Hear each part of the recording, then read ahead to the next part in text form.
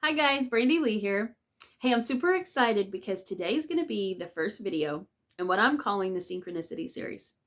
It's a two-part video that I've put together for you guys to discuss all facets of synchronicity, everything from what it is to how to interpret it.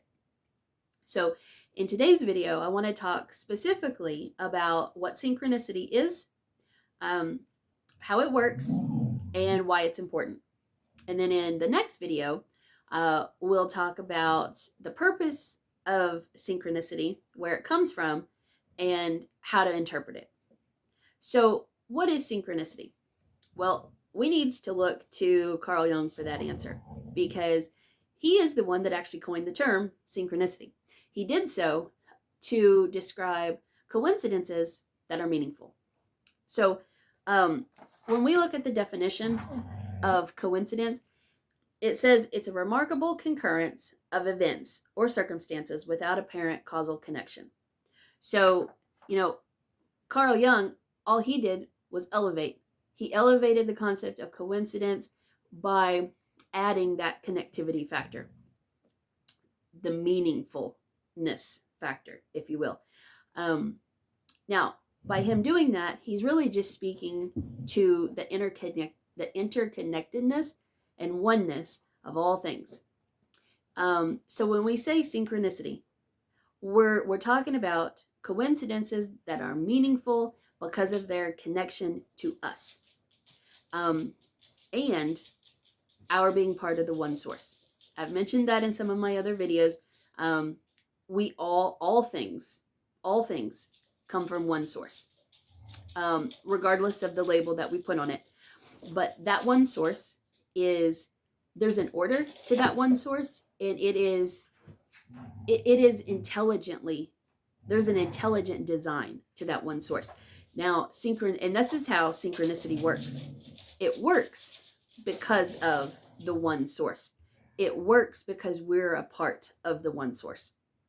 A good way to think of synchronicity is like a bridge. It bridges the spiritual plane to the physical plane. It also bridges our inner and outer worlds. So, an interesting thing about synchronicity is that it can really only be partially explained because of the meaningful part of meaningful coincidences. And what I mean by that is when something is meaningful, it is subjective. And when it's subjective, it's personal. And when something is personal, it can only be interpreted through our own intuition. So, that saying, what's meaningful for one may or may not be for another, very true here. So, why is synchronicity important? 2 reasons.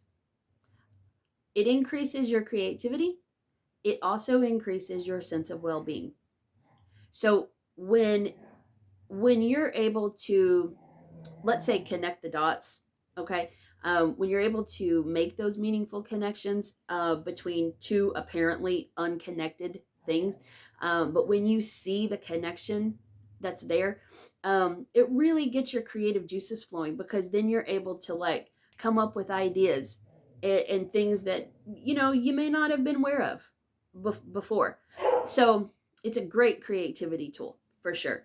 And then when we're able to notice the synchronicities in life, and it's almost like it increases our well-being, because we tend to view the world as a friendly place, an orderly place, which it is. And so that just, it makes us feel supported, and we get a lot of confirmation through synchronicities. We can talk about that, or we will talk about that in the next video.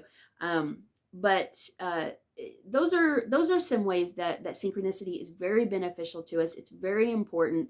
It is very real. It's very real. It happens.